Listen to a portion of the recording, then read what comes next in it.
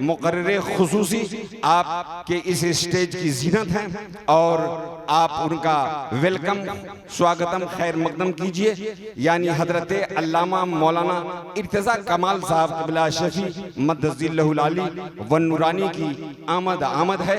आइए उनका इस्तकबाल कर लें। नारे तकबीर। कभी शोला कभी शबनम हंसी तकरीर होती है, नबी के बागियों के लिए शमशीर होती है। अभी आज हम आप तमामी हजरात के सामने हजरत अली करमल्लाहु वजहुल करीम और हजरत उस्मान गनी रज़ी अल्लाह ताला अन्हु के ज़माने की बात को बयान करें या फिर हम करबला को शुरू कर दें। बोलिए बोलिए एहसान भाई, शुरू कर दें? शुरू कर दें, चलिए ठीक है। बस यूं समझें आप कि हजरत उमर फारूक रज़ी अल्लाह ताला अन्हु के पर्दा फरमा जाने के बाद हजरत उस्मान गनी खिलाफत के बागडोर को हजरत उस्मान गनी ने संभाला और इस अंदाज में संभाला कि तकरीबन 12 बरस तक बहैसियत खलीफा हजरत उस्मान गनी अपने ओहदे पे बराजमान रहे और मजहब इस्लाम की तरवीज व अशात बड़ी शान शौकत के साथ होती रही। हजरत उस्मान गनी के ज़माने में एक नया फितना मजहब इस्लाम में शुरू हुआ। उस फितने को पैदा करने वाले का नाम था अब्दुल्ला इब्ने सबा।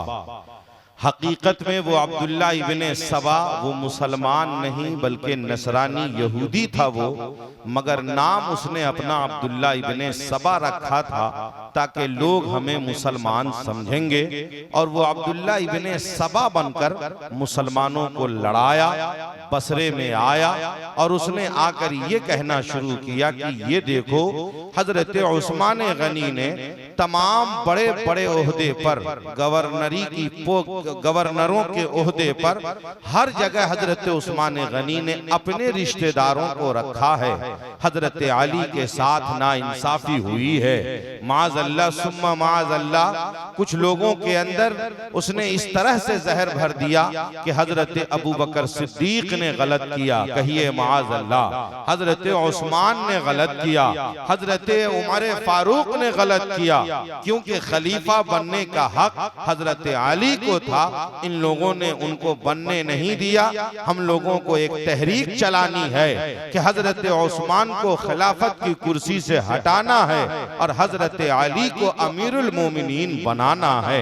उसने शियान अली जो हजरत अली के चाहने वाले थे उन लोगों के दिल में हजरत अली के लिए मोहब्बत भर दी और हजरत अबू बकर सिद्दीक, हजरत उमर फारूक, हजरत उस्मान गनी और दीगर सहाबा के लिए नफरत का बारूद भर दिया। नतीजा ये निकला कि बसरा से बेशुमार खुतूत आने लगे। कहां आने लगे? हजरत उस्मान गनी के पास कि बसरा के गवर्नर को हटाया जाए, माजूल किया जाए। वो यहाँ अच्छा सलूक हम लोगों के साथ नहीं करते, लिहाजा बसरा के गवर्नर के बदलने की कार्रवाई चल रही थी। इसी दरमियान में एक खत का सहारा लेकर और खत हजरत उस्मान गनी के जानिब से खत तैयार की गई। उस खत को लिखने वाला मरवान बिन हकम था। ये वही मरवान था जो अभी आपको आगे करबला के दास्तान में भी नजर आएगा। ये मरवान हजरत उस्मान गनी के मुहर को चुड़ाकर और हजरत उस्मान गनी के जानिब से खत लिखकर मजहब इस्लाम में फितने को जन्म दे दिया। उधर अब्दुल्ला इब्ने सबा, इधर मरवान बिन हकम, इन दोनों के फितने ने मजहब इस्लाम को आपस में लड़ाने पे लाके खड़ा कर दिया। नतीजा ये निकला कि हजरत उस्मान गनी को 40 दिनों तक उन्हीं के घर के अंदर बंद करके रखा गया, उनको अपने कब्जे में रखा गया। हजरत उस्मान गनी के पास सहाबा आते थे और कहते थे हजरत आप इजाजत इजाजत दीजिए तो हम इन बलवाइयों से लड़ते हैं, इन्हें मदीना से भगाते हैं। तो हजरत अली ने हजरत उस्मान गनी ने कहा, खबरदार, नबी के मदीने में खून नहीं बहने देना है, हम यहाँ जंगो जदाल नहीं होने देंगे, हम अपने घर ही में रहेंगे। 40 दिनों तक हजरत उस्मान गनी का दाना पानी बंद रहा।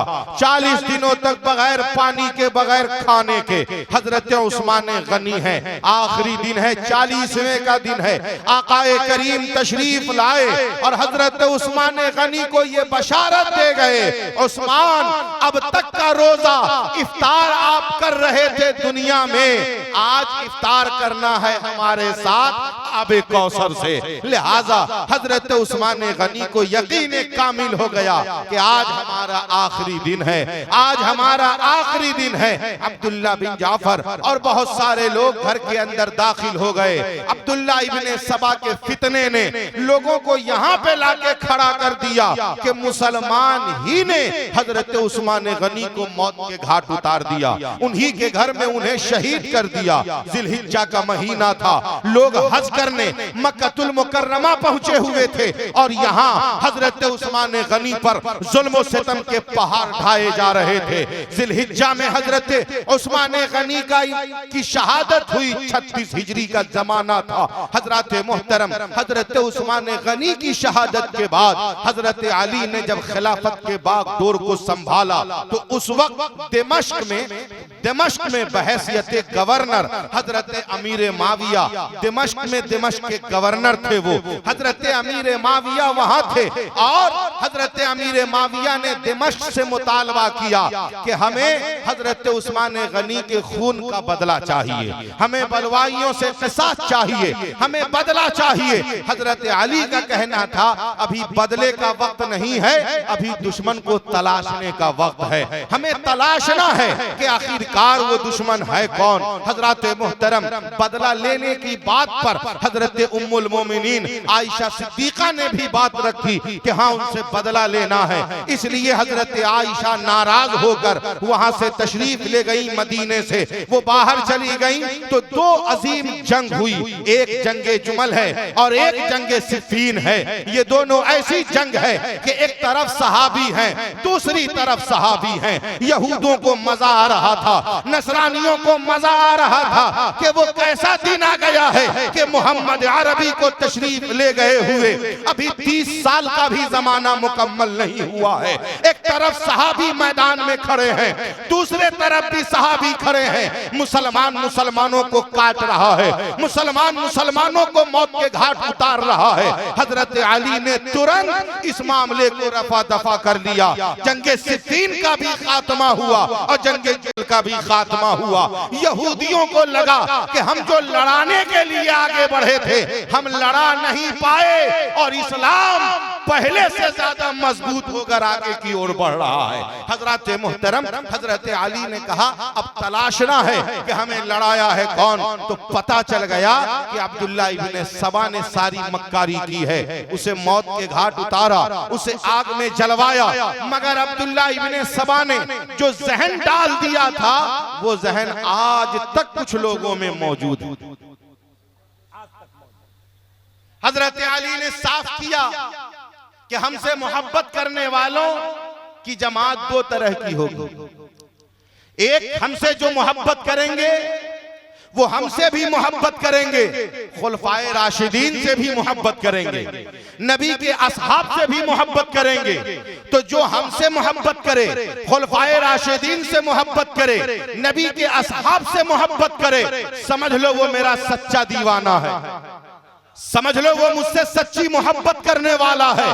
और जो मुझसे मोहब्बत करे, खुलफाए राशिदीन को बुरा भला कहे, जो मुझसे मोहब्बत करे, नबी के असहाब की बुराई करे, जो मुझसे मोहब्बत करे और मेरे और नबी के अलावा हर किसी की बुराई करे, तो समझ लो उसकी जबान पे तो हमारी मोहब्बत है, मगर उसके दिल में हमारे लिए कोई मोहब्बत नहीं है और उससे हमारा कोई वास्ता नहीं है, हम उससे बरी जिम्मा है। हजरत मोहतरम मौला अली के नाम में वो दम है कि जो नाम ले ले वो यहाँ भी कामयाब हो जाएगा और कल मैदान मैदान महशर में भी कामयाब हो जाएगा। मगर याद रखें, जो हजरत मौला अली को बुग़्ज़े सहाबा और बुग़्ज़े खुलफाए राशिदीन में मौला अली का नाम लेगा, वो फैजान मौला अली से न कल माला माल था, न आज माला माल हो रहा है, और न कयामत की सुबह तक वो मौला अली के फैजान से माला माल हो सकता है। लिहाजा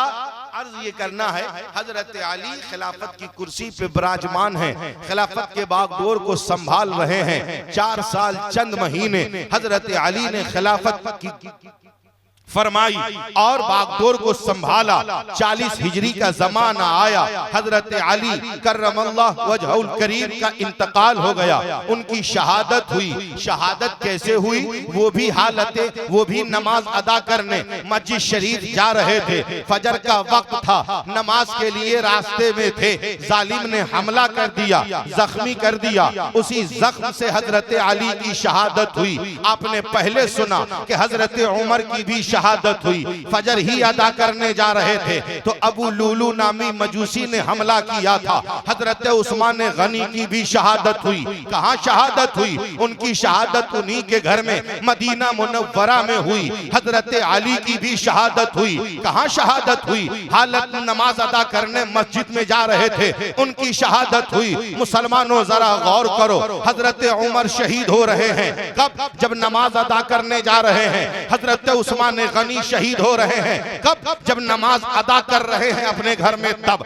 हजरत उमर शहीद हुए जब नमाज अदा करने जा रहे थे। हजरत उस्मान शहीद हुए जब नमाज अदा कर रहे थे। हजरत अली शहीद हो रहे हैं कब? हमला कब हो रहा है? जब नमाज अदा करने जा रहे हैं। मतलब अगर हम बुजुर्गों से, हम खुलफाए राशिदीन से सच्ची मोहब्बत करेंगे तो हमें यह सबक मिलता है कि मरते दम तक हमें नमाज के लिए कदम बढ़ाना होगा, हमें नमाज के तरफ बढ़ते रहना होगा। हजरत अली करमल्लाहु वजहुल करीम की शहादत के बाद हजरत इमाम हसन को खिलाफत की कुर्सी पे बिठा दिया गया। कुर्बान जाए मुसलमानों, इसकी वजह क्या थी? हजरत अली के बाद हजरत इमाम हसन बने क्यों? हजरत इमाम हसन खिलाफत की कुर्सी पे क्यों आए? खिलाफत के बागडोर को क्यों संभाला? हजरत अबू बकर सिद्दीक के बाद उनके बेटा खलीफा न बने, हजरत उमर के बाद उनके बेटा खलीफा न बने, हजरत उस्मान के बाद उनके बेटा खलीफा न बने, मगर हजरत अली के बाद उनके बड़े साहबजादे हजरत इमाम हसन खलीफा बन रहे हैं। आखिरकार क्यों? तो इसकी वजह यह है कि नबी मुअज्जम सल्लल्लाहु अलैहि वसल्लम ने इरशाद फरमाया था कि मेरे खुलफाए राशिदीन की मुद्दत 30 बरस की होगी। कितनी जोर से बोलिए, कितनी? खुलफाए राशिदीन की मुद्दत 30 बरस की होगी। अभी 30 बरस मुकम्मल नहीं हुए थे, अभी 30 बरस मुकम्मल नहीं हुए थे। अभी तकरीबन 29 महीना, 29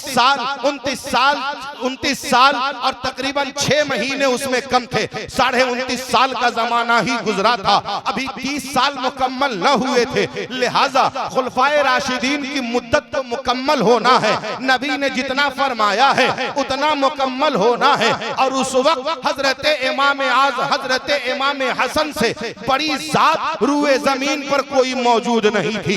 हजरत इमाम हसन को ही वो हक था कि उन्हें खिलाफत पर उन्हें खलीफा मुकर्रर किया जाए, उन्हें खलीफा माना जाए, उन्हें खलीफा तस्लीम किया जाए। तो हजरत इमाम हसन खलीफा तो बन गए। 6 माह का जमाना गुजरा। हजरत अमीर माविया के तरफ से लोगों ने आवाज बुलंद कर दी कि हजरत अमीर माविया को खलीफा होना चाहिए। याद रखिएगा, खलीफा सिर्फ इमाम हुसैन तक थे, इमाम हसन तक थे। अब इमाम हसन के बाद जो हजरत अमीर माविया बन रहे हैं, ये खलीफा नहीं, ये बादशाह इस्लाम बन रहे हैं। क्योंकि मेरे आका ने फरमाया था कि 30 बरस तक खुलफाए राशिदीन की मुद्दत, खिलाफत की मुद्दत रहेगी और उसके बाद मुल्कियत का जमाना आएगा, बादशाही निजाम आएगा। तो इस्लाम के पहले बादशाह का नाम क्या है? इस्लाम के पहले बादशाह का नाम हजरत अमीर मुआविया है। वो सहाबी रसूल हैं, आशिक रसूल हैं, नबी पाक सल्लल्लाहु अलैहि वसल्लम के साला भी हैं रिश्ते में। वो आप कहिए कैसे? तो हजरत अमीर मुआविया की एक बहन है, उनका नाम उम्मुल मोमिनीन हजरत उम्मे हबीबा है। वो नबी मुअज्जम की ज़ौजा मोहतरमा है। वो अबू सुफियान की बेटी है, मक्का की रहने वाली है। इस रिश्ते से हजरत अमीर मुआविया नबी पाक का रिश्तेदार भी है। हजरत अमीर मुआविया रिश्तेदार भी हैं, सहाबी रसूल भी हैं, 163 हदीस पाक के रावी भी हैं। हजरत मोहतरम 163 हदीस पाक के रावी हैं, नबी पाक के रिश्तेदार हैं, आशिक रसूल हैं, सहाबी रसूल हैं। बादशाह इस्लाम बनने की तमाम खूबियां उनके अंदर मौजूद है। उनका तजर्बा भी बड़ा है, इसलिए कि हजरत अबू बकर सिद्दीक के जमाने में उनके बड़े भाई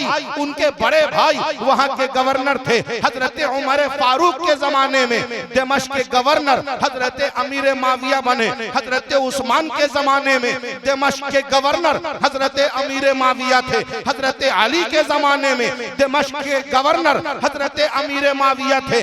मतलब हुकूमती काम को संभालने का तजर्बा पुराना था, लिहाजा आवाज उठी कि हजरत अमीर मुआविया को बादशाह इस्लाम बनाया जाए।